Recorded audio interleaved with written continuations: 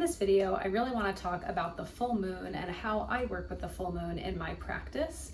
This is not meant to be prescriptive in any way. People all work with the full moon in different ways. It's simply a way to kind of talk about the full moon and a little bit about how I work with the full moon, the energy I feel like it has, and kind of some of the things that I do at times during the full moon. And something I'm really passionate about is living according to the lunar cycle. I think it can bring a lot of ebb and flow into our life. It helps break down our year into tangible cycles so that we can work on our goals and aspirations and intentions in a way that's sustainable, because the lunar cycle really does have a very outward time, a time for kind of doing in the world, and a time for more kind of yin, receptive kind of inner time. And I think when we can build in that ebb and flow, build in that rest and this sense of rhythm throughout our lives, I feel like we can be much more sustainable, be a lot less likely to suffer from burnout, because there's a time and a place for everything, and rest is just as much honored as the outward doing. So today, I really want to talk about the full moon phase specifically, and perhaps over the next few months, I will include videos on other parts of the lunar cycle, such as the new moon, the waxing or growing phases, and then the waning or declining or shrinking phases. And if you're interested in learning more about cyclic living, I will link a video that I have somewhere up here about cyclic living and what it is. And that way you can see if it's something you want to start incorporating into your life. I do host a integration group where we work on cyclic living because it is very much a process, and the moon cycle is definitely part of that practice. So check out my offerings in the description box below. Check out the videos on my channel that are related to cyclic living, and sit back and enjoy about the full moon. For those who are new here, welcome to my channel. My name is Nicole. I'm the founder of Witchy LLC. I hope that on my channel you will find something that resonates. This is a way for me to share all the parts of my own healing journey, going from burnout, working as a nurse practitioner, to really finding my purpose and living out my purpose in my career, and offering healing in a way that feels very authentic and holistic to me. So on my channel, you will find all the parts of that path, including witchcraft, including nature spirituality and wheel of the year, and just general nature connection. You'll also find things about cyclic living and bringing rhythm and rest into our lives to prevent and reduce burnout. And I'll be sharing about herbalism because I am on the green path. I'm currently studying to be a clinical herbalist. So on this channel, you will find bits and pieces about herbalism, what I'm learning and how I'm incorporating it into my own healing journey, and how I will be incorporating it into supporting others with their healing journeys. Everyone is welcome here, so thank you so much for tuning in. I hope that you find a feeling of home and something that resonates with you on this channel. Please subscribe if those things interest you. So the full moon is halfway through our cycle, right? We start at the new moon, the moon grows, part of the waxing phase, which is going to be going through the waxing crescent, the first quarter, and the waxing gibbous. And then we hit the full moon right in the center before we turn on the darker half, going into the waning gibbous, the third quarter moon, and the waning crescent. So at the time I'm recording this, we're actually right around the full moon. That's why I was inspired to talk about the full moon today, because we're under her energy right now. So the full moon is obviously when you can see the moon very bright in the sky. So it's the most light that we're going to get from the moon on Earth. And so because we're halfway, it is a really good time to pause and reflect on how your lunar cycle is going so far. So over the last 2 weeks, how have you been doing on your intentions or goals, or just anything you've been working on with the person you've been trying to be? So kind of reflecting on what's going well, celebrating success, celebrating any progress you've made, the actions you've taken, the way you've showed up every day. I really encourage you to celebrate first before you start thinking about where you felt you could have done better. So always start with the wins, the celebrations, and having gratitude for what you have brought into your life and nurtured into your life. Then you can take a moment to pause and reflect on what you'd like to see differently, or how you want the next 2 weeks of the cycle to go, or areas where you wish you could have done better or done something different. And we really try to look at those as a best guess or a learning opportunity, not as a place of self-judgment or feeling like we didn't do enough. You know, everything we do is enough, so we can try to throw that enoughness away. But it's really just a moment of pause, right? Looking at the last 2 weeks and looking ahead, how do we want our next 2 weeks to be? And it's also a good time to kind of even reassess the original intention itself or the goal that you set. Is it really aligned still? Was that the right intention or the right goal for this cycle? And always having permission and an opportunity to pivot and realign for the next half of the cycle. So this is a really nice midway point check-in. So you can do that through journaling or talking it out loud. You can do it through a tarot spread, just like anything that's kind of reflecting, just as the light is reflecting. So like reflecting on the last 2 weeks and looking ahead towards the next 2 weeks. Now, the other thing is we know that the moon pulls the tides, right? So when the moon is full, it's going to pull the tides even more to give us high tide, right? It's got a really big gravitational pull. And so just as we see this in the sky, we're going to be able to pull things into our life the same way the full moon is pulling things towards itself. So it's generally considered a time for manifestation or conscious creation, visibility, and being out there in the world. It's a very like outward type of energy. Some people will feel like they want to be around other people and have kind of more energy to like hang out or be around others. But this isn't true for everyone. A lot of people in the full moon, it can feel like quite the opposite. Sometimes it's very overwhelming energy and they actually prefer to be alone or prefer to kind of do more quiet journaling.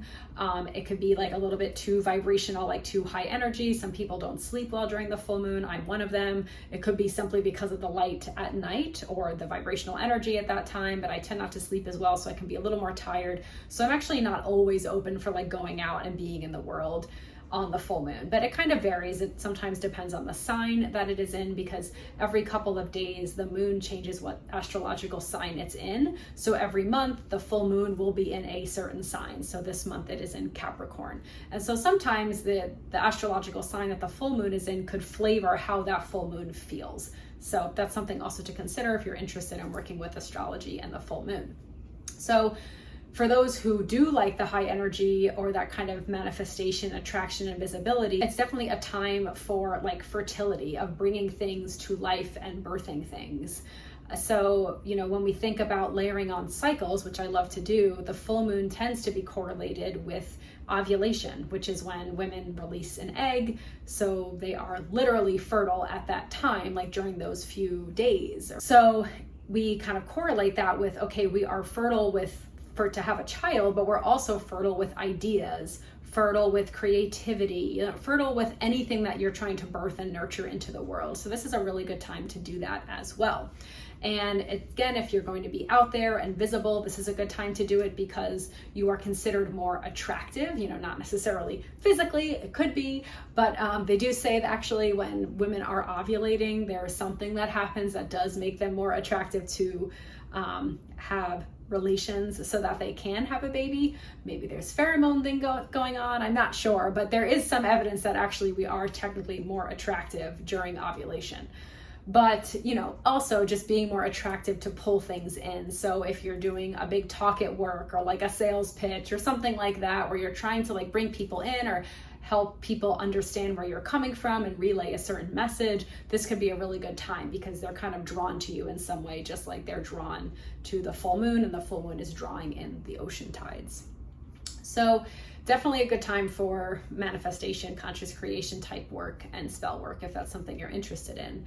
Now, again, like I said, some people don't really enjoy the high vibrational energy of this time. You know, there's a lot of like mythology and lore, especially coming from healthcare. People really didn't want to be in the emergency room working as a nurse on the full moon. And I worked on labor and delivery. And when it was a full moon, we were kind of just more geared up for more births, more people coming in, just like having babies out of nowhere.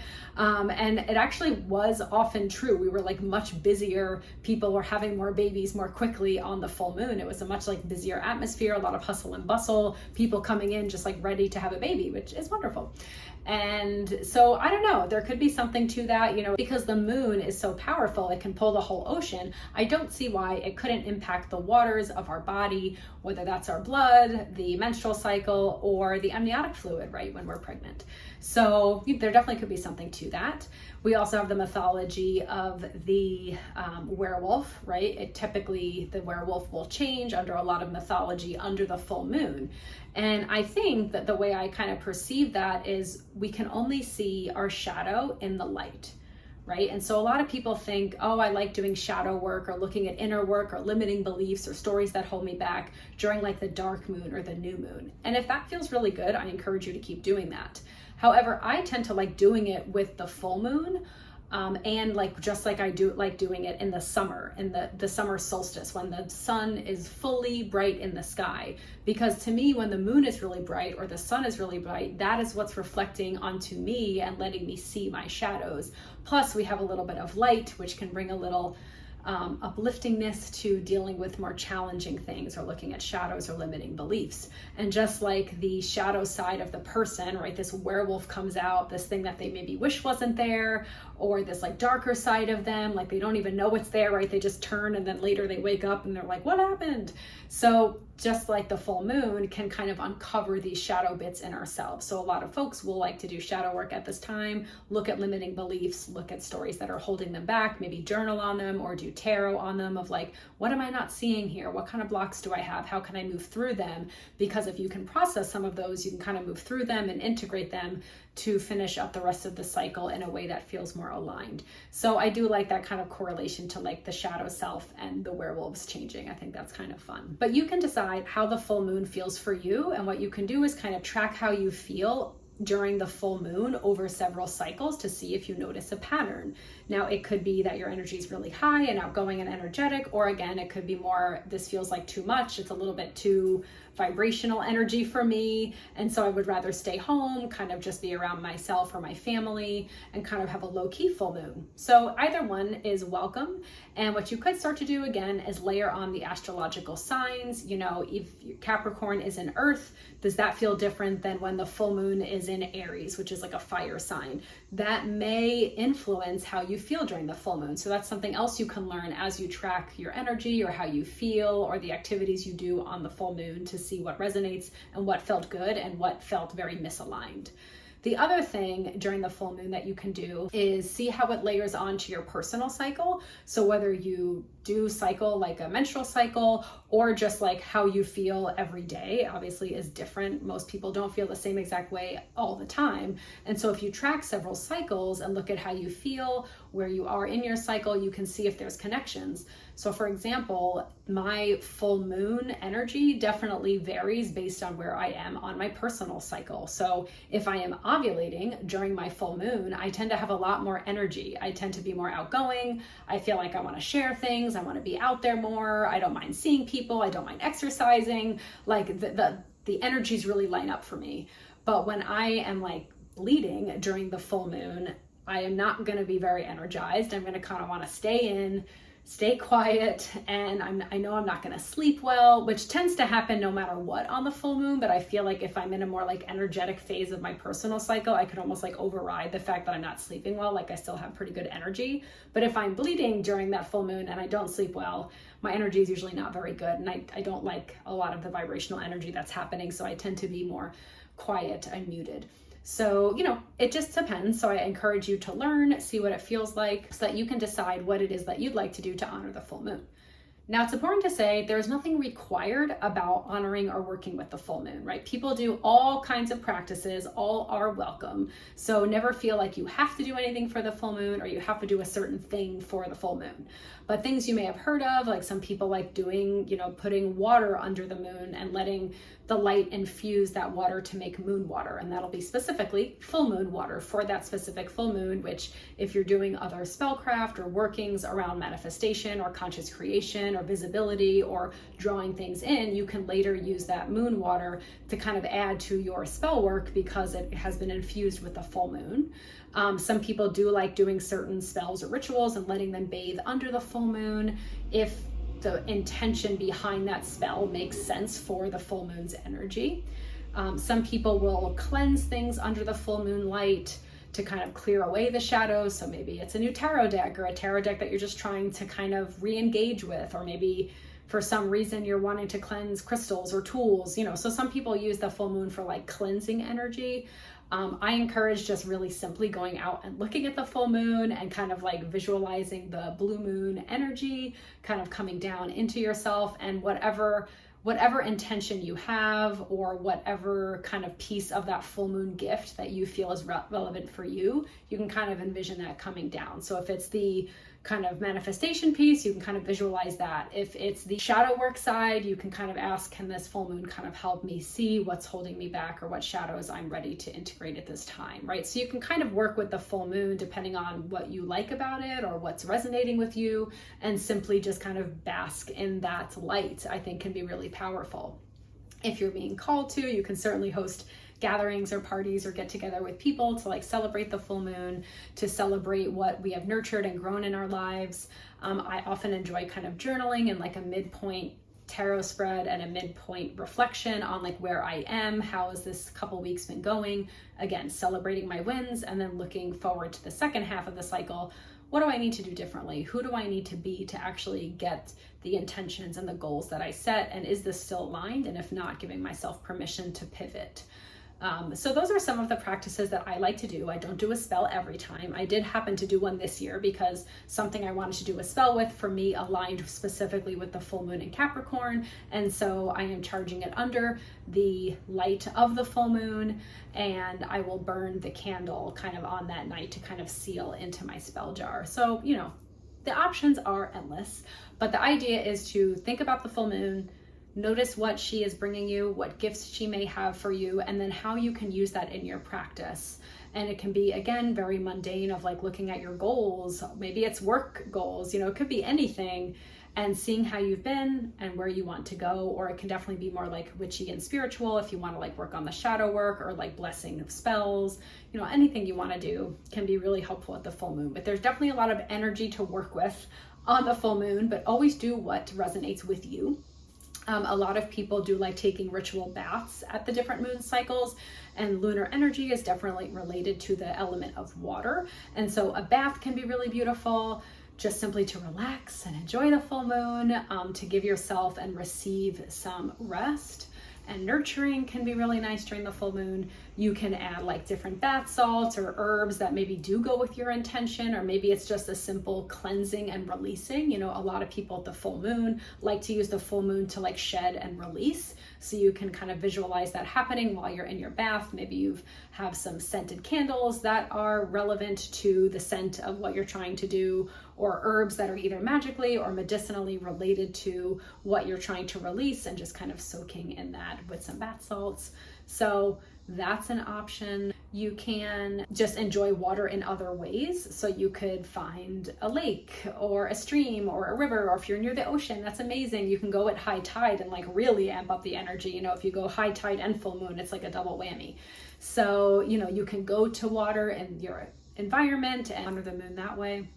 So there's lots of ways, but those are some of the ways I tend to practice. It really does vary month by month and cycle by cycle. It kind of depends on the astrological sign, how I'm feeling, where I am in my personal cycle, and what I need in my life. But kind of the thing that I do almost every time is journaling on where I am, where I'm headed, am I still aligned, checking in with myself, and doing a tarot spread to help guide me on the next 2 weeks of the cycle. So I hope that gives you some ideas of how you can work with the full moon energy, and that there is something for you in the full moon. I think no matter how you relate to the full moon, we can all relate to her in some way, whether it's lower energy, higher energy, more outward, more inward, kind of doing the more manifestation conscious creation, or the more kind of quiet inner shadow work, or simply just noting it as a moment of pause and rest, and honoring that we're halfway through the cycle, we've made it halfway, and that we can kind of see where we've been, celebrate our wins, release what no longer serves us, and move forward into the second half of the cycle.